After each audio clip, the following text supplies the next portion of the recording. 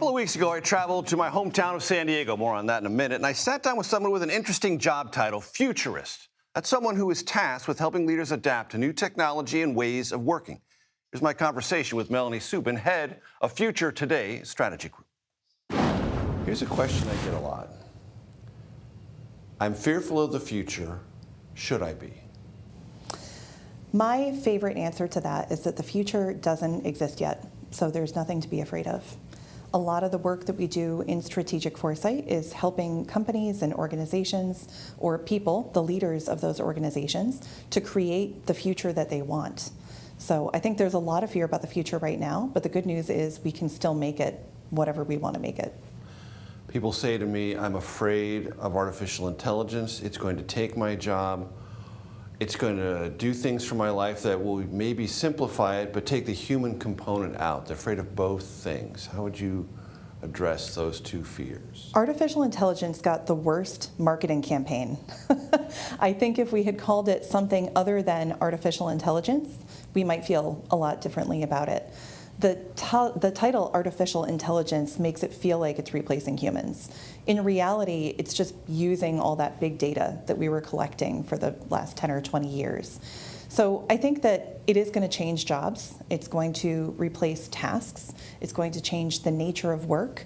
But as with the Industrial Revolution, as with so many other technological advancements that we've seen over the past 100 years, there will still be a role for people. That role just might change. What's the biggest upside of artificial intelligence? It can do away with a lot of the really annoying, sort of tedious tasks that take place in work. When automation was a big topic of conversation maybe 10 years ago, I came from the insurance industry, and we said that it would do away with the dull, dirty, and dangerous aspects of work. Specifically for automation, it's doing away with the dirty and the dangerous. I think AI is doing away with the dull. So it's automating invoicing, it's automating follow-up emails. It's really good at doing things like that, but we still need to have a human in the loop to make sure that if it's making decisions, that it's making good decisions or right decisions. It still only has this amount of data. It doesn't have that empathy and context and human perspective yet. Is the fear about losing jobs misplaced? I don't think it is. There are still jobs that are being lost. There are companies that are conducting layoffs. It would be silly to act like those aren't happening. I think because of AI. I think it is happening because of AI. So specifically HR roles, there were some really large tech companies that either did away with HR roles or decided not to fill them over the course of the next few years. One in particular said 9,000 jobs were going to be replaced by AI, and it boasted about that. So it's true, the jobs are being done away with. The real opportunity that we have is to create skills pathways, to create upskilling opportunities. We're still approaching education using old models of thinking, using four-year models of thinking. Those university degrees could still be valuable, but we also need to create faster pathways for people to build skills so that they can apply to new types of jobs or jobs where maybe they're working with and interfacing with AI. Dig into that for me a bit. What should the future of education look like, K through 12 and afterwards?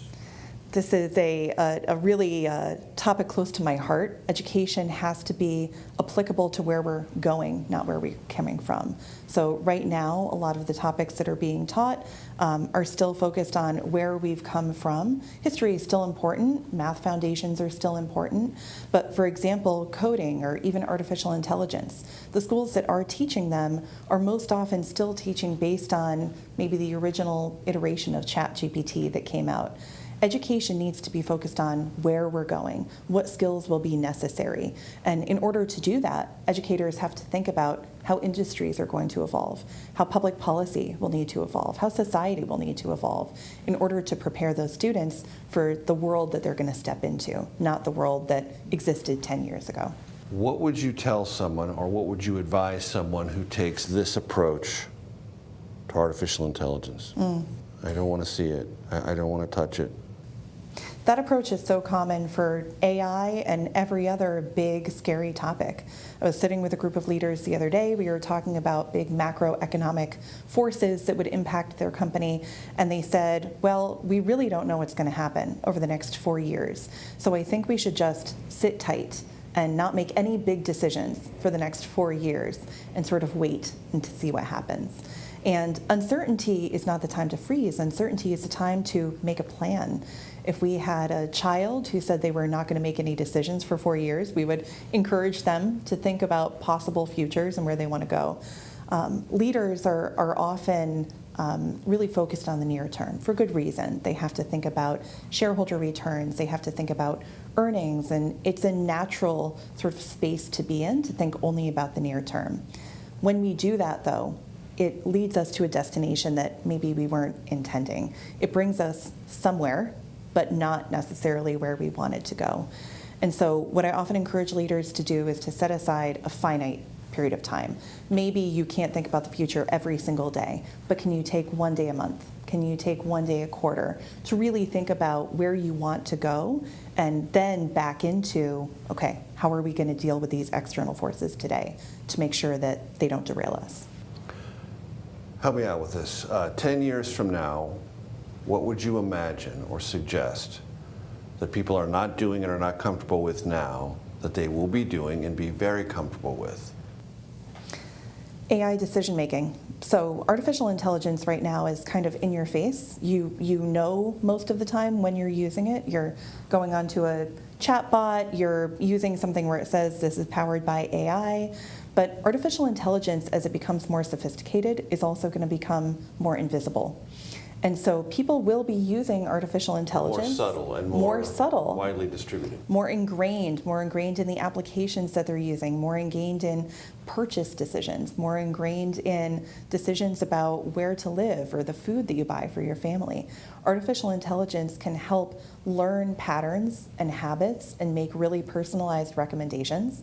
That's already been in play from some of the larger tech companies for a number of years, but to be honest, those recommendations are still not very good. Does it take randomness out of life and become a tool of conformity? You know, I think it could if humans weren't human. I think humans will still always be a little bit random. I think humans will still always be inspired by the piece of artwork that they walked by or a conversation they had in line to get a cup of coffee. So I think it could, that's a threat, but I think humans will always be human, and that will always prevent AI from fully replicating our human experience.